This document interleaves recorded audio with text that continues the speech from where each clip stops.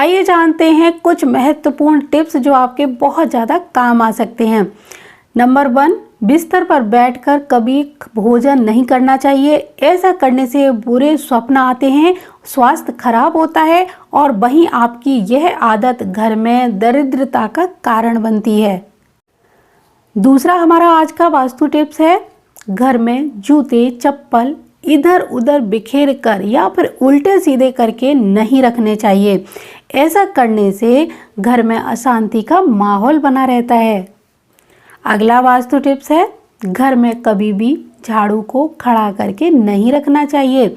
साथ ही झाड़ू को ऐसी जगह पर रखें जहां से वो किसी बाहरी सदस्य को दिखाई ना दे।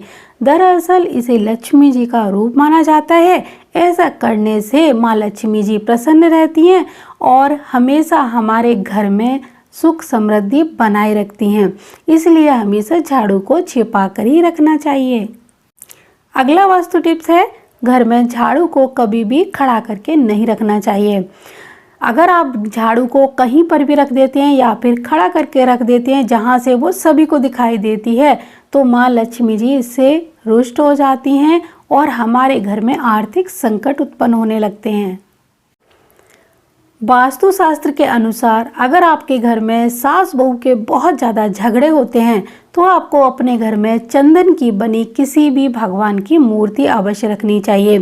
मूर्ति को आप ऐसे स्थान पर रखें जहां सबकी नज़र उस मूर्ति पर पड़े। इससे घर में शांति और प्यार का माहौल बना रहता है। मूर्ति बहुत छोटी बिल्कुल भी नहीं होनी चाहिए। मूर्ति थोड़ी बड़ी रखें जिससे कि दूर से यह आसानी से दिखाई दे। घर की दहलीज पर बैठकर भोजन बिल्कुल भी नहीं करना चाहिए। इससे घर में दरिद्रता आती है।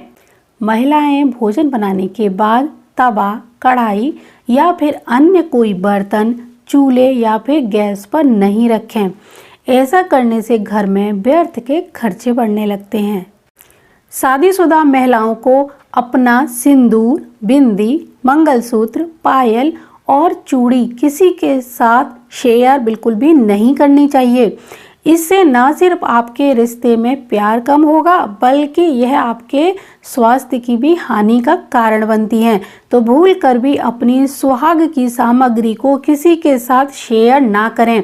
अगर आपके पास कोई नई चीज़ है तो आप उस दूसरे व्यक्ति को जिसे ज़रूरत है इस चीज़ की वो उसे दे सकते हैं, लेकिन अपनी यूज़ की हुई चीज़ किसी को शेयर ना करें।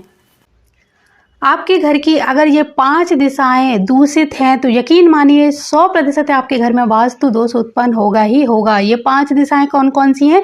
ईशान कोण, अग्नि कोण, नैऋत्य कोण, वायव्य कोण और ब्रह्म स्थान। वास्तु दोष कौन सा है? यहाँ पर बने हुए सेप्टिक टैंक और टॉयलेट।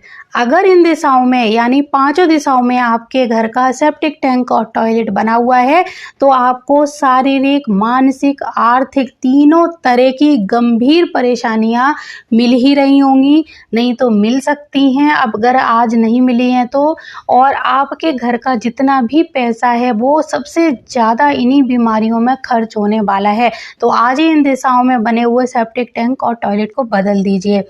अब मैं बताना चाहूँगी कि बहुत सारे लोग ऐसे हैं जिनके पास में बदलने की कोई व्यवस्था नहीं है, तो आप यकीन मानिए ईशान कोण का जो टॉयलेट है उसका कोई उपाय नहीं है। ईशान कोण में बने हुए सेप्टिक टैंक का भी कोई उपाय नहीं है।